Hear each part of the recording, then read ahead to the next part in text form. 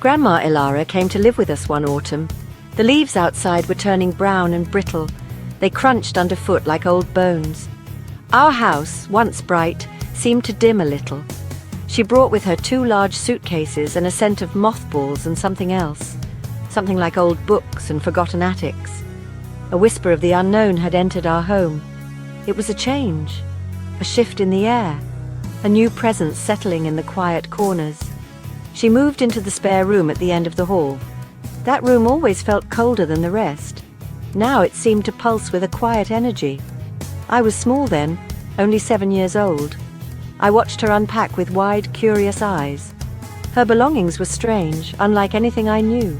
Old wooden boxes, trinkets wrapped in silk. Each item seemed to hold a secret, a story. I felt a pull towards her, a nervous excitement. She was a mystery I wanted to solve. Her presence promised stories, and I was eager to hear them. Grandma Ilara was not like other grandmothers. She didn't bake cookies or knit sweaters. Her hands were for storytelling, for shaping the unseen. Her eyes were a pale, knowing blue. They seemed to see more than what was there. They held a glint of mischief, a spark of ancient wisdom.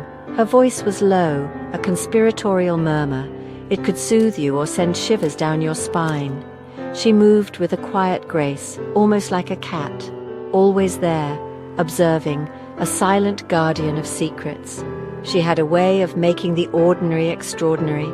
A simple walk in the garden became an adventure. She would point out the faces in the tree bark, the secret messages written in the flight of birds. She taught me that the world was full of hidden things, things most people were too busy to notice. Her impact on me was profound, immediate. I started to see the world through her eyes, a world alive with magic and mystery, a world where anything was possible, even the frightening. She fed my imagination and it grew wild. Soon the evenings became our special time. After dinner, when the house was settling down, my parents would retreat to the living room, leaving me with Grandma Ilara in the dim kitchen light. This was when the stories would begin. She knew so many, from all corners of the world, tales of brave knights and cunning tricksters, legends of mythical beasts and forgotten gods. But my favorites were always the scary ones, the ones that made my heart beat a little faster. There was a ritual to her storytelling. She would lean in close, her voice dropping to a hush. Her blue eyes would fix on mine, holding me captive. The kitchen clock would tick loudly in the silence, each tick marking the passage into another reality. She never rushed, letting the suspense build slowly. Her words were carefully chosen, each one potent. She knew how to paint fear with language, how to make the unseen feel terrifyingly real. I would shiver, but I always asked for more. Grandma Ilara was a master of this art.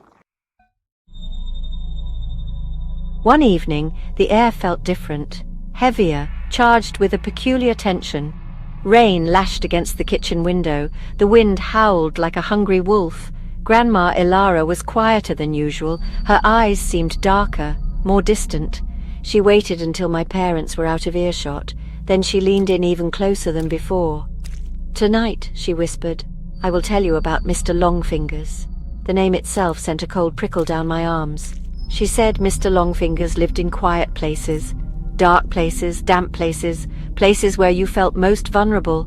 He wasn't a monster you could see clearly. He was more of a presence, a feeling, a chilling draft when all windows were closed, a faint scratching sound from inside the walls.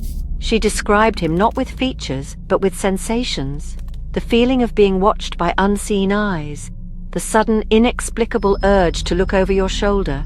This story felt different from her others. It wasn't set in a faraway land or a distant past.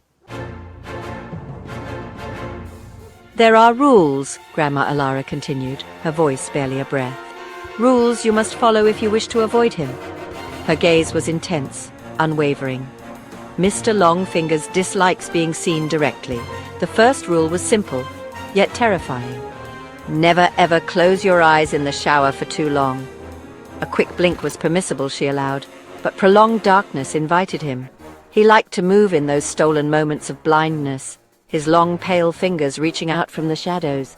The second rule concerned your back. Never turn your back to the shower wall for too long. especially if the wall had old tiles or cracks. Mr. Longfingers could be patient. He could wait in the smallest of imperfections. He might try to slip through, silent as water. She described the feeling of cold breath on your neck, a sign that he was close, too close. The water would suddenly feel colder, she warned, a telltale sign of his unwelcome presence. The third rule was about sound. Do not sing too loudly or for too long. Your voice might attract him, draw his attention. He preferred quiet, she explained, or the gentle, monotonous sound of the water. The story of Mr. Longfingers did not fade with the morning light. It clung to me like the damp shower steam itself. It burrowed deep into my young mind.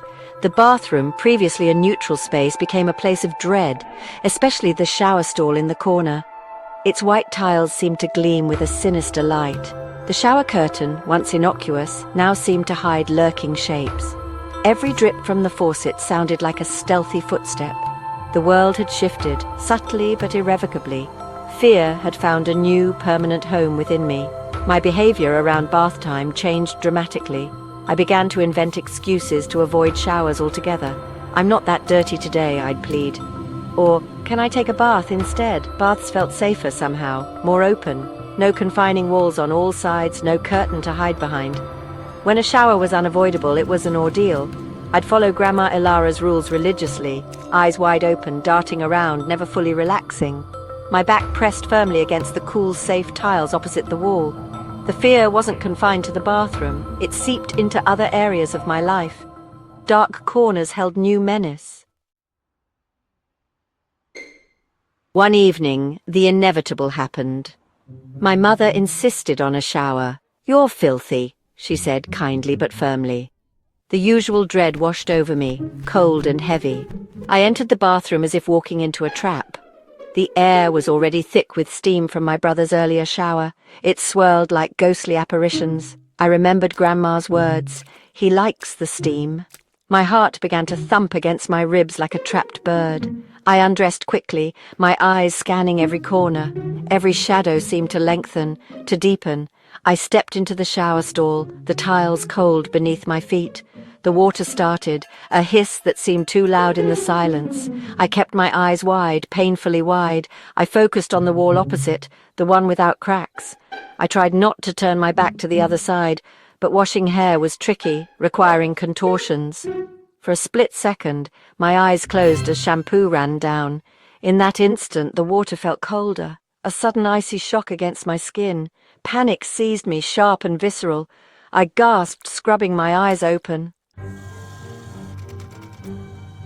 One night I lay in bed, pretending to be asleep. The door was slightly ajar, a thin sliver of light cutting the darkness. I heard my parents talking in the hallway. Their voices were low, hushed, but I could make out the words. "He's terrified of the shower," my mother said. Her voice was laced with concern, a soft worry. "He hasn't been the same since your mother told him that story. That story, Mr. Longfingers." They knew, or at least they suspected its impact. A knot formed in my stomach. "She means well, I suppose," my father replied, his tone weary. "But some of her tales are too much for a child. Too much. They're giving him nightmares, John." "I know, dear. I'll talk to her. Gently. Talk to Grandma Ilara. Tell her to stop." A strange mix of relief and anxiety washed over me. Relief that my parents saw my fear, anxiety that the stories might cease. For as much as they terrified me, they also fascinated me. Grandma's stories were a dark, irresistible magic. Today is May 27th, 2025. Many years have passed. Grandma Ilara is long gone, a gentle ghost in my memories. Her stories, however, live on. They are etched into the fabric of my mind, especially the tale of Mr. Longfingers. It's a story that shaped me in ways I didn't understand then. A childhood fear that never quite faded. It became a part of who I am. A quiet, persistent echo from the past. A reminder of the power of a well-told, terrifying tale. I am an adult now, living in my own apartment. It has a perfectly modern, clean shower, brightly lit, with no dark corners, no cracked tiles, no billowing shower curtain. Yet I rarely use it, almost never in fact. The old anxieties, though muted, still stir. The memory of those rules whispered in the dim kitchen light. The feeling of unseen eyes, of cold, reaching fingers. It's illogical, I know, irrational,